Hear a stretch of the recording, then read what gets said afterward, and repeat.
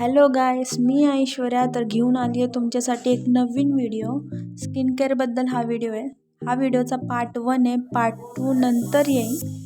तर आपण आज डेली स्किन केअर रूटीनबद्दल इन डिटेल माहिती घेणार. तर चला तर मग स्टार्ट करूया आपला व्हिडिओ. सगळ्यात पहिलं जाणून घेणं खूप महत्त्वाचं आहे. आपल्याला स्किनमध्ये प्रॉब्लेम्स काय आहेत. आपल्याला अंडर आयमध्ये डार्क सर्कल असू शकतात, टू टोन असू शकतो, पिंपल ॲक्ने प्रॉब्लेम्स असू शकतात, मंकी माउथ एरिया डार्क असू शकतो, open pores, hyperpigmentation, wrinkle, itching related problems, असे कोणतेही प्रॉब्लेम्स, एवढे सगळे प्रॉब्लेम्स असतात स्किनमध्ये. मग त्यासाठी आपल्याला काय प्रिकॉशन्स घ्यायचे आहेत किंवा कोणते प्रोडक्ट्स वापरायचे आहेत ते आज आपण पाहणार आहोत.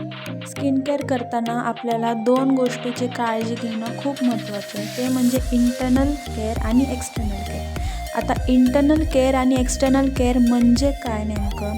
इंटर्नल केअर म्हणजे आपल्या शरीरामध्ये आपला आहार विहार कसा आहे किंवा आयर्न, B12, हिमोग्लोबिन कमी आहे का जास्त आहे ह्याची काळजी घेणं खूप महत्त्वाचं आहे. किंवा अजून कोणत्या डिझीज आहेत का, जसे 30+ जर असेल तर आपल्याला थायरॉईड असते, थायरॉईडमुळे पण स्किन डॅमेज होऊ शकते. लॅक्टोस आहे का, लॅक्टोस म्हणजे कोणाला जर दुधाचा पदार्थ खाल्ला की पिंपल प्रॉब्लेम्स, ॲक्ने प्रॉब्लेम्स येतात, असं काय प्रॉब्लेम आहे का ते नोटीस करायचं असतं. आपल्याला आपली डाईट मेंटेन ठेवायची असते, म्हणजेच fresh food, fresh vegetables, fruits, proteins हे सगळं खायचं असतं. जंक फूड अवॉइड करायचं असतं. हे सगळं गोष्टी आपल्या स्किनवर इफेक्ट करतात.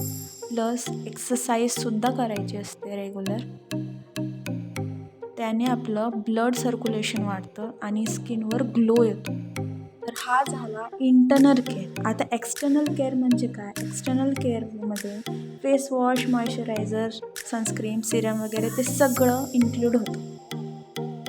आता आपण बघू मॉर्निंग स्किन केअरबद्दल. मॉर्निंग स्किन केअरचा फर्स्ट स्टेप आहे फेस वॉश.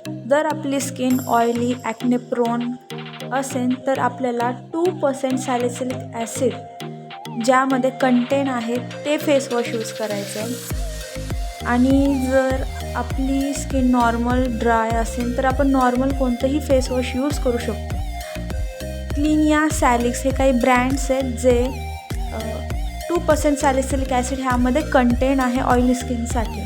बाकी स्किनसाठी मामा अर्थ, हिमालयाचं वगैरे आपण फेस वॉश यूज करू शकतो. सेकंड स्टेप आहे व्हायटॅमिन C सिरम. हे सिरम अँटीऑक्सिडंट कंटेंट करतं, पिंपलला रेड्यूस करतं आणि अँटी एजिंगसाठी वर्क करतं, म्हणजे आपलं कोलॅजिन बूस्ट करतं. ह्याच्याऐवजी आपण टोनरसुद्धा यूज करू शकतो. टोनर आपलं पोर श्रिंक करायचं काम करतं, स्किन टाईटनिंग करतं. मी सिरम आणि टोनर्सचे नेम्स तिथं मेन्शन केलेले आहेत, फोटोसुद्धा टाकलेले आहेत, तुम्ही पाहू शकता. नेक्स्ट स्टेप आहे मॉइश्चरायझर. सिरम नंतर आपल्याला मॉइश्चरायझर लावणं कंपल्सरी आहे. मॉइश्चरायझर आपल्या फेसवर हायड्रेशन देतं, मॉइश्चर देतं. मी इथं काही ब्रँड्स मेन्शन केल्यात मॉइश्चरायझरचे जे ऑल स्किन टाईपला चालतात. नेक्स्ट स्टेप आहे आपली सनस्क्रीम. सनस्क्रीमचे फायदे खूप आहेत. सनस्क्रीम आपल्याला UV रेजपासून प्रोटेक्ट करते, पॉल्युशनपासून प्रोटेक्ट करते, जे मायक्रो ऑर्गॅनिझम्स असतात त्यापासून प्रोटेक्ट करायचं काम सनस्क्रीम करते. सनस्क्रीम आपल्या स्किनवर एक बॅरियर द्यायचं काम करते. सनस्क्रीम मोस्टली 2 टाईप्सचे असतात, फिजिकल सनस्क्रीम आणि केमिकल. केमिकलमध्ये जरा हार्श केमिकल असतात, फिजिकलमध्ये एवढे हार्श केमिकल नसतात. फिजिकल सनस्क्रीम आपल्या स्किनवर एक बॅरियर द्यायचं काम करते आणि आपल्याला सनस्क्रीम ती यूज करायची आहे ज्यामध्ये टायटेनियम डायऑक्साईड आणि झिंक ऑक्साईड कंटेंट आहे. सनस्क्रीम घेताना कधी पण पहिले हे 2 इन्ग्रेडियंट्स आहेत का त्याच्यामध्ये, पहिले हे चेक करायचे आहे, नंतर आपल्याला सनस्क्रीम घ्यायची. मी इथे काही सनस्क्रीम मेन्शन केल्यात, काही खूप छान आहेत, त्यामध्ये टायटेनियम डायऑक्साईड आणि झिंक ऑक्साईड कंटेंट आहे. नेक्स्ट आहे आपलं night skin care. Night skin केअरमध्ये आपल्याला सेम रुटीन फॉलो करायचं आहे, फक्त व्हायटॅमिन C आणि सनस्क्रीम अप्लाय नाही करायचं. फेस वॉश आणि मॉइश्चरायझर लावायचं. जर कोणाच्या स्किनवर हायपर पिगमेंटेशन असेल किंवा मेलिझमा वगैरे काय असेल, खूप डार्क टोनमध्ये जर स्किनमध्ये असे स्पॉट्स असतील, तर तशा स्किनला कोजिक ॲसिड हे रात्रीच्याला यूज करायचं आहे. आणि जर कोणाला डार्क सर्कल्स वगैरे असतील तर आपल्याला आय क्रीम यूज करायची आहे, म्हणजे आय मॉइश्चरायझर यूज करायचं. तुम्हाला व्हिडिओ रिलेटेड काय डाऊट असेल तर कमेंट सेक्शनमध्ये विचारा.